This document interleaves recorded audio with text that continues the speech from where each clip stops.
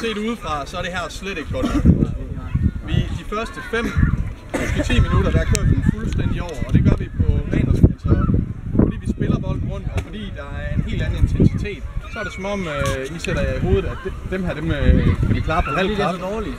Vi luller jer selv ned i tempo, og så vi spiller rundt med det. Det kan kraftigt ikke være rigtigt, det kan ikke. Og det kan jeg sige.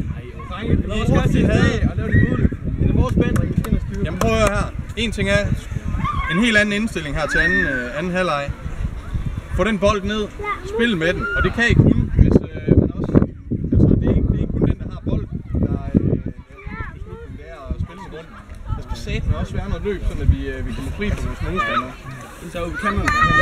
Jamen jeg prøver også at komme ned. Jeg ved godt, du på. August og Nima nu. Ja. Træk nedad, når vi har bolden. Gør spilbar helt ud til siden. De skal ikke lade være med at koncentrere om jeres mand. Det, altså den mand, I står overfor, det er hans tur til at tænke defensivt.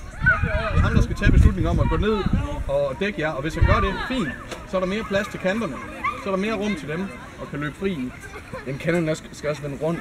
De skal også vende rundt, ja. Modtage bolden. Vi kan ikke... vi har Lukas til at kan rende dybt.